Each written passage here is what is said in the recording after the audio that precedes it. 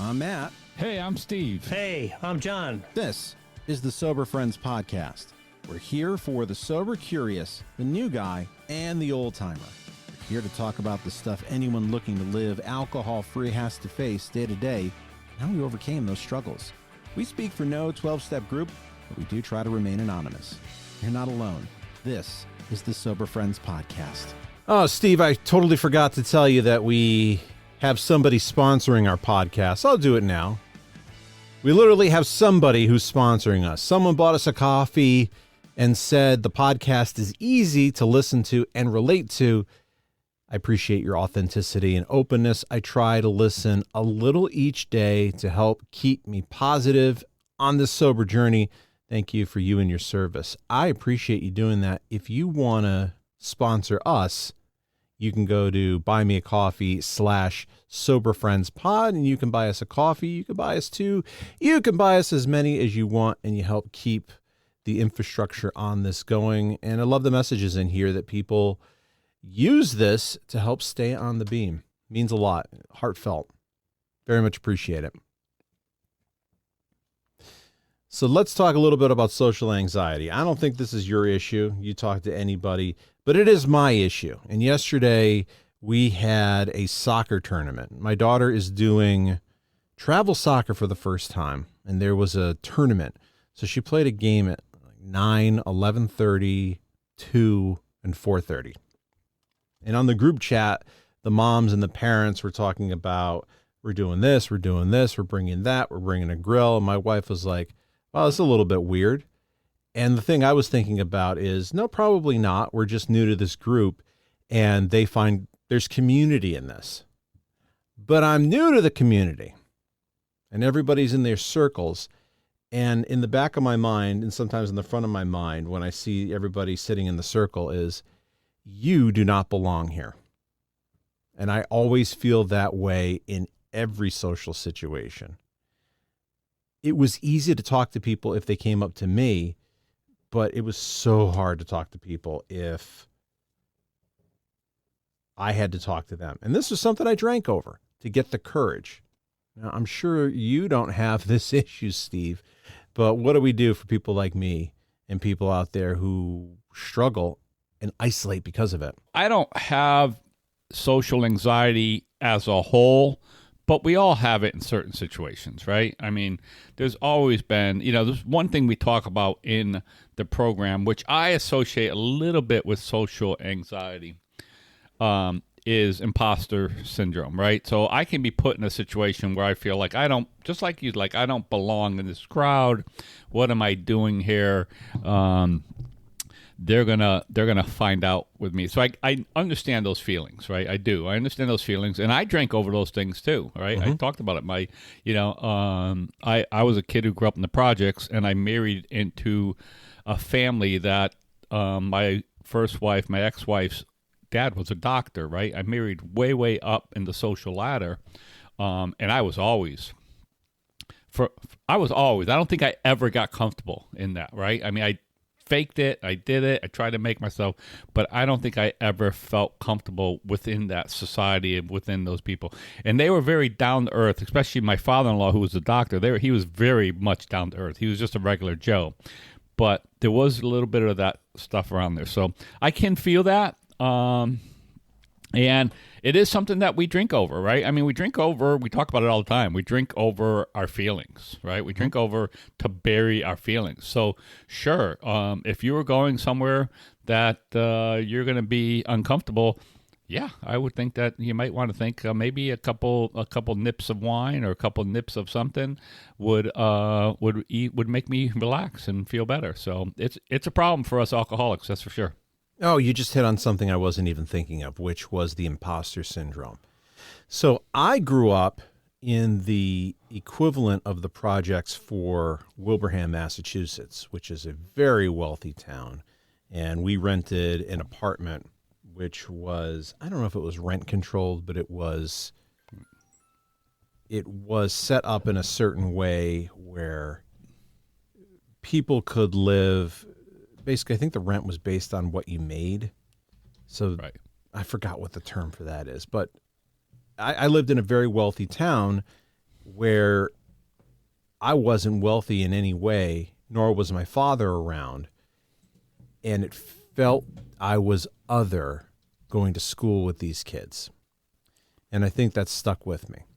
And I just thought about it right now. So I also live in a wealthy town right now.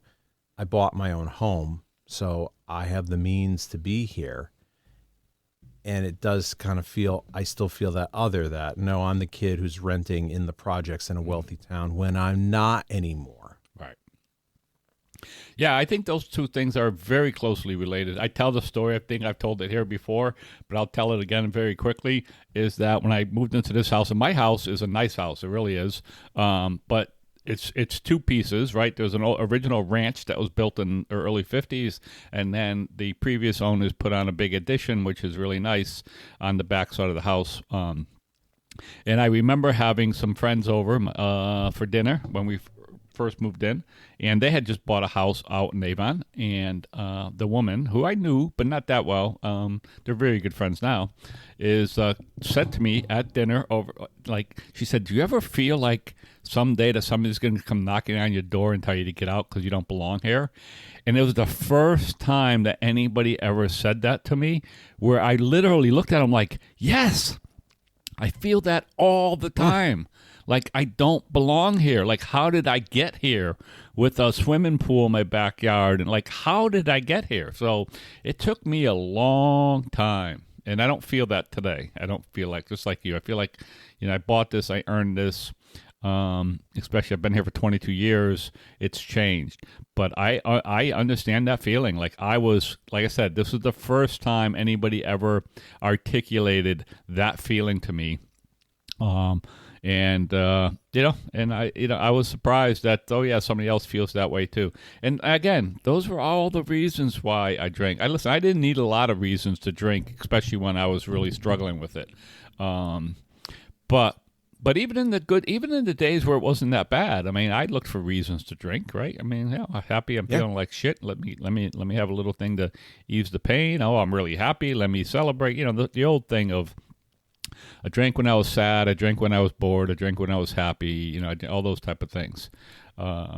So, with someone like you who struggles with this, right? Like I said, going to a soccer game, right, where you have this whole thing, and I actually do remember that a little bit too. My daughter played premier soccer, right, which is the next step up from travel. My daughter was a really good soccer player, and we were living in Vernon and Manchester, which are two nice towns, but a lot of the kids were from towns like Hebron and Tallinn, which is a little bit of a step up, the social, for most people who live in those towns, right? They're more expensive. And I never felt, just like you, I never felt part of that group. Part of it was I was divorced and my wife, and it was early in our divorce, but I never felt part of that group. I never felt comfortable hanging out with those people. Never got to the point where I felt like, oh yeah, these are sort of friends that, maybe go on a trip with for soccer. I never did. They didn't do a lot of overnight travel stuff, but there were a couple things that they did, and I never went on them. Their mom did, but I never went on them. This was also not the case with regular rec soccer. I mean, people showed up and people left. Right. It was different. So walking into this was a totally different experience. It's a better experience, but I got to learn to navigate. My wife, on the other hand, will talk to anybody, anyone and anybody, and she does not have this problem. So in some ways I can write her coattails. That is helpful. But I look at this is an opportunity for me to be involved and to meet new people and to make new friends. And that is terrifying to me. Absolutely terrifying. And I don't want to be that guy who sticks out like a sore thumb, who is aloof. And people don't want to talk to you because I'm putting up a barrier, which I can unknowingly do.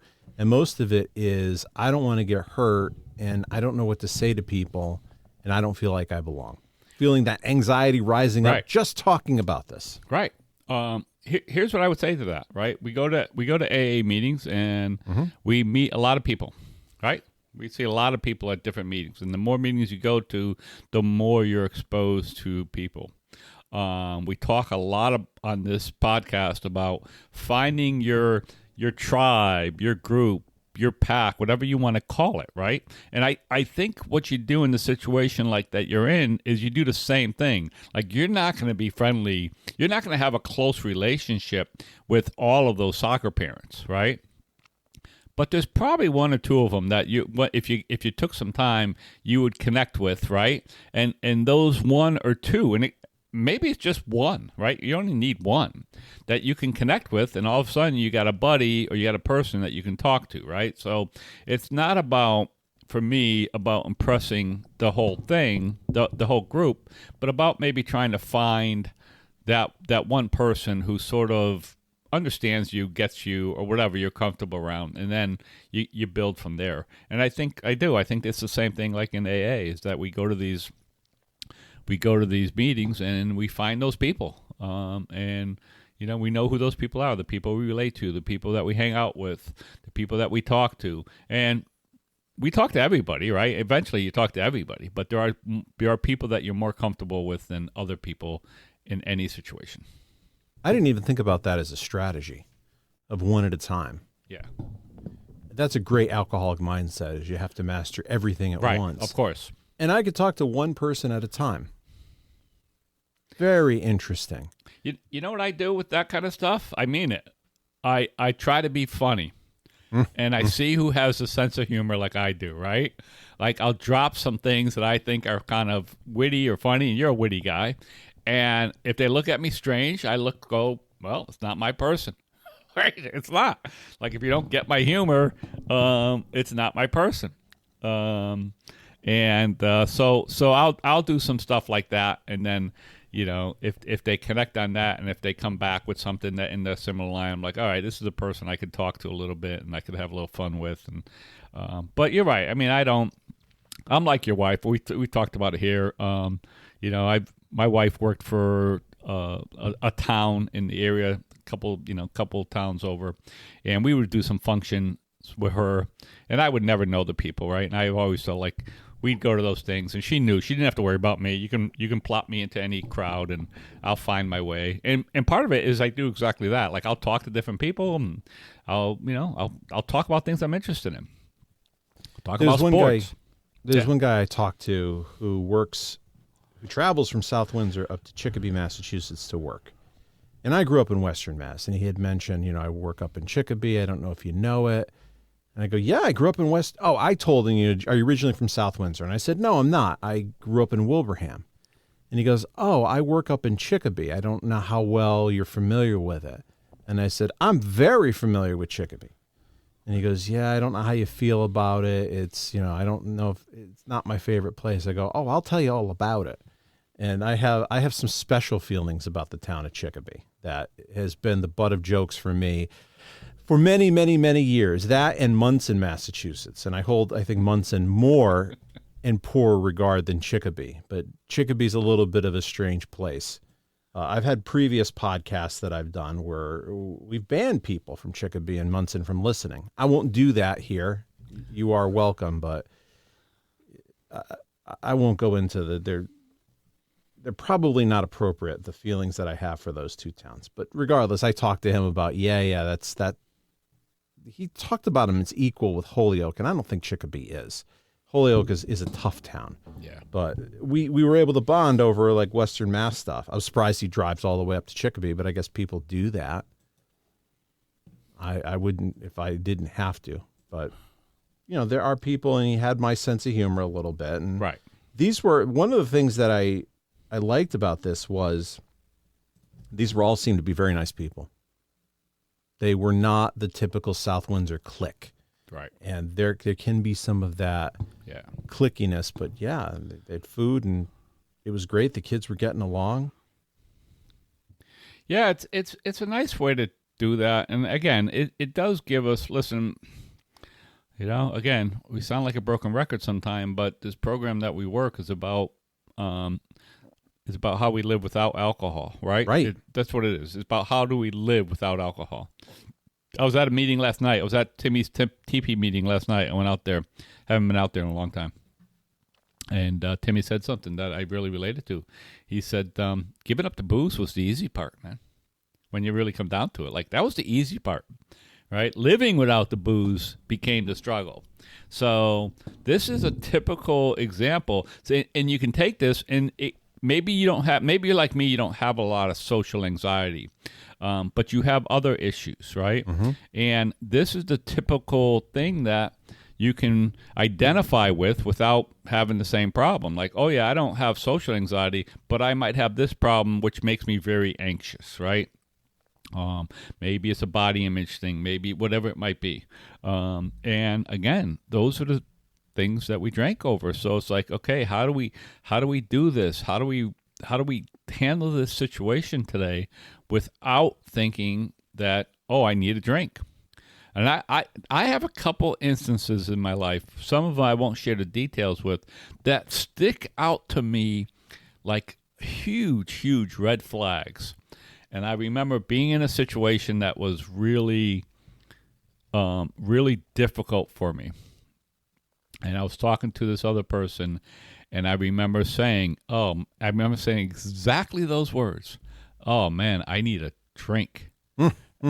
And that person looked at me, who was not an alcoholic, not a big partier, and said, why would you say that? Right? And this was long before. That was in my 20s, right? This is long before I even dreamed that I had an alcohol problem. But that's how my brain worked, right?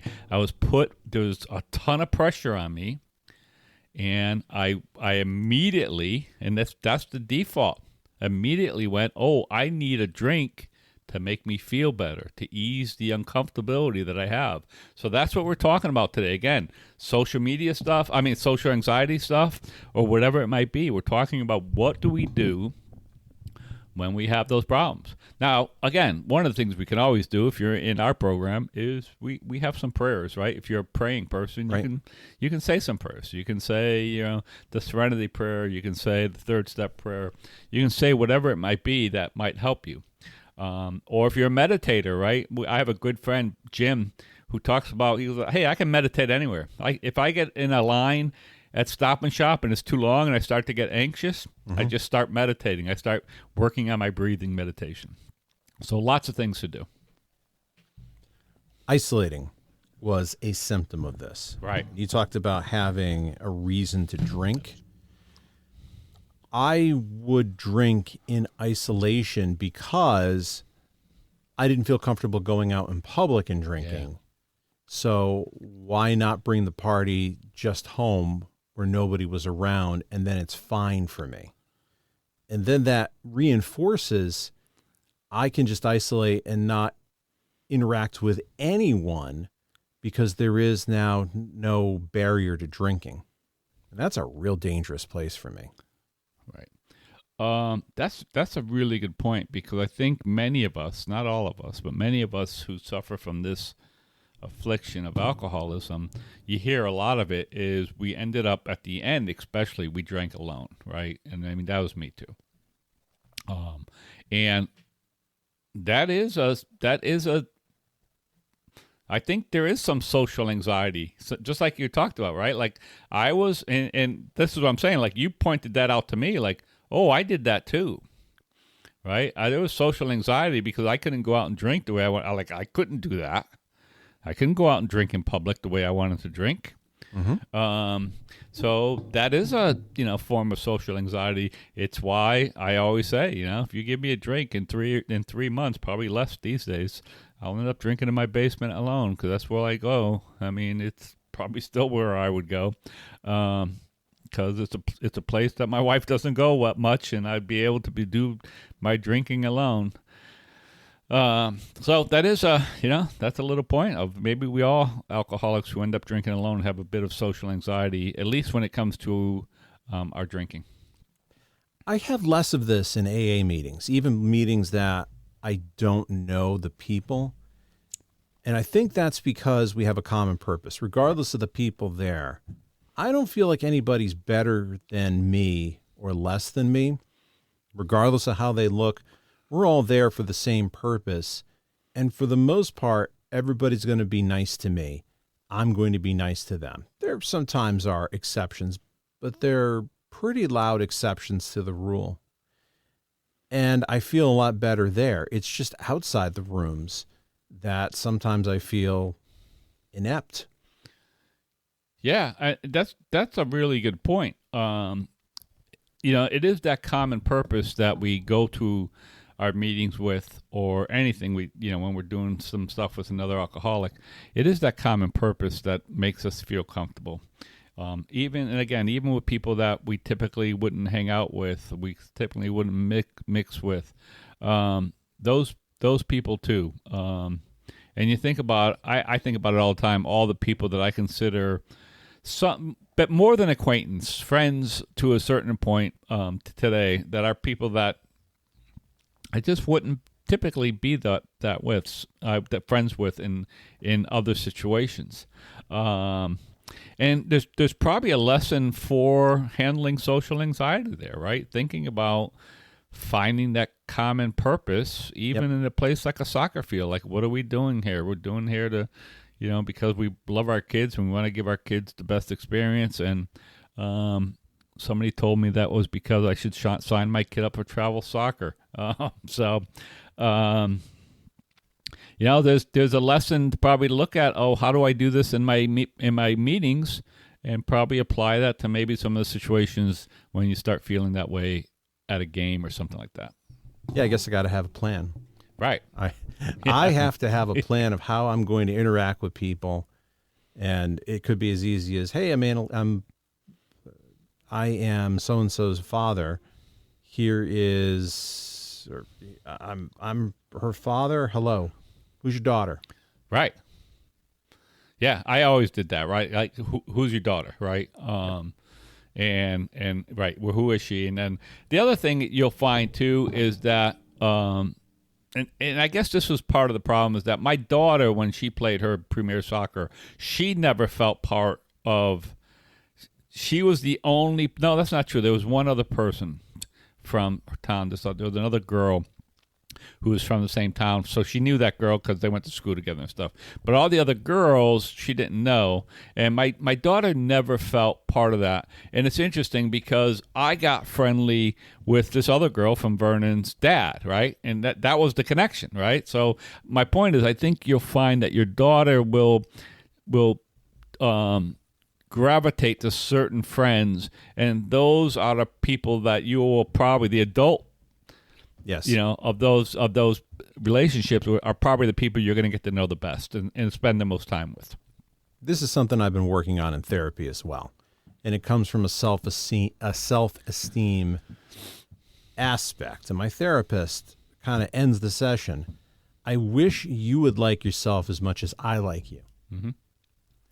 So it's something I'm working on actively. And then this goes under the principle of progress, not perfection. Because then I want to jump to, why haven't I figured this out yet? But it's progress, not perfection. What progress am I going to make today, even if it's, I'm going to talk to one person? Yesterday I made progress because I talked with people who came up to me and I was engaging. That is easier for me, but it wasn't easier in the past. Right. It's easier now, so I'm going to chalk that up as the victory. Yeah, you should. And I think your therapist is onto something. And I mean this honestly. I'm not blowing smoke up your ass or anything, but I've never heard anybody say a bad word about you. And I see some of the relationship you have with past coworkers through social media stuff. And you can tell they're all very fond of you, right? They all liked you and liked working with you a lot. They had a lot of fun, right? Like, I could just tell. I mean, I know you got your own sense of humor, and I could tell that, like, you'll crack a joke, and it's an inside joke. And the only people who really understand it are the people who were there and worked with you. But I could tell that those people really enjoyed it and enjoyed you. So I think your therapist is onto something. But, that's self-esteem, right? And I think, again, many of us, I may not have social anxiety, but I definitely have self-esteem issues, right? Mm-hmm. I have body image issues. I don't feel comfortable. I've talked about it. I don't feel comfortable in my own skin, right? I've always said this. I look at people around me, and they're fatter, and they're heavier, and they're in terrible shape, and man, they just seem and again, I'm comparing my insides to their outsides. I get it. But they just seem like they're comfortable. And I go, oh, I wish I could be like that. So there's lots of anxiety out there for us. And again, if you're younger, obviously social media could be brutal in this situation. Being older like us, probably not as big from the social media aspect, but it's still there. I mean, we're human beings, right? We all want to be loved. We all want to be liked, no matter what we say. It's funny, we talk about it. I talk about it. Timmy talks about it. Like, I don't like people. I don't want to be around people. Blah, blah, blah. But we do. We all need. We all need to be around people. Yeah. We need to be loved. We need to have human connections. Because if you don't have human connections, then really life is tough. Life is tough. Yeah, life is really about the connections you have with other people. Yeah. And if you want to be enlightened, how do you improve other people's lives? What are you doing to make the world a better place? And that's how you interact with people, how you give more than you receive. And that's kind of hard if you're just isolating. You're existing, you're not living life. Yeah, I agree. And, again, it's one of the things that I've realized at not only this point in my life, but this point in my sobriety, I've started to realize, like, what is the important things. And I've said this, and I've been saying this for a while, like, the most important thing to me right now in my life is human connection. It's having relationships with people I care about and doing the best I can with those relationships, which, again, isn't perfection, but it's the best I can. Being available to them emotionally, physically, all that kind of stuff. Making myself known to the people that I'm available to them. One of the things, I was at this meeting and Tim was talking about, for those who may not know, Tim built a teepee in his backyard during COVID so that he could have meetings. And I'm talking a teepee. It's big. It's not a little thing. It's a big thing. It's a permanent structure where you can take down the wrapping. Right, but he wants to rebuild it, right? It's been, now he's like, okay, I can build it better. It's been going on.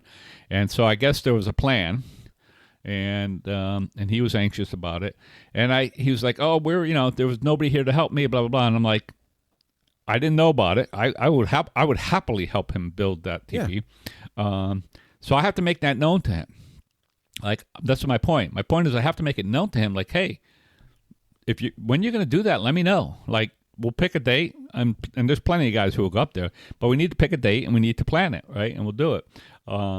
But it's not going to happen, right, unless I make it known and I make myself available. So that's the whole point. Like, and Timmy is one of the guys I want to have a good relationship with. So there's work to do. Just like you talk about your work on your social anxiety, I need to do work.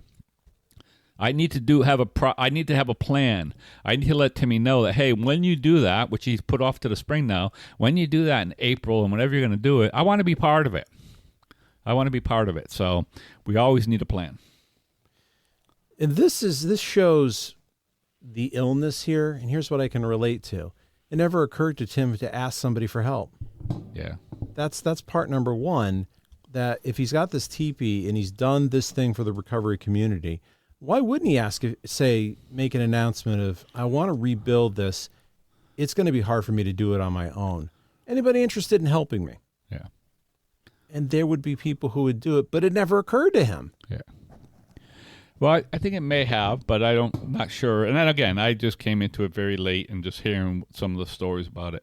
I'm just not sure there's enough planning around that, right? If you want to, again, this would be an all-day or multi-day project to now take this thing down and then rebuild another one. And that takes planning, right? Especially for me, and like if you put that on, if you want to put that on the calendar, I'll put it on the calendar for next year right now, right? Yep. And I'll make myself available for that whole weekend to build that teepee with you. Yep. And I'm not sure there was that type of planning went into it. So I don't know, but I'll talk to him in the future about that. And I think enough of us will, now that we know that he wants to do that, we'll make ourselves available to we'll do the old Amish thing, right? Where you get the barn building thing. I'm not even kidding. Yeah, you got to wear the hats, though. Yeah. Go up there and do it all and figure it out how we can help out. All right. We'd love to hear your thoughts on this. Does this resonate for you? Do you feel differently? Do you feel exactly the same? I'll also give you another topic if you want to reach out. I got some strong thoughts on both pickleball and cornhole because I saw a cornhole board there. There is a professional league now for cornhole, and it's my thought that if you just pick any decent cornhole player that you see in any backyard, that person could play on the professional tour and be one of the best people.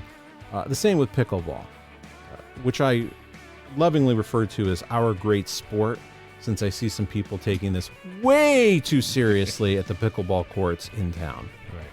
And their rules and stuff. What I'm trying to say is it's a cult and it's silly. But if you feel differently, you can reach out, Matt, at soberfriendspod.com or on Instagram at soberfriendspod. Steve, thank you, and have an awesome week. Thanks, Matt. And we'll see you next week. Bye, everybody. You made it this far into the podcast. That tells me you're a pretty big fan. If you like what we do and you find value in the podcast, consider a donation at buymeacoffee.com/soberfriendspod. Your donation keeps us on the air to help out the new guy and helps us defray some of our costs. If you find value in our podcast, please consider a donation at buymeacoffee.com/soberfriendspod.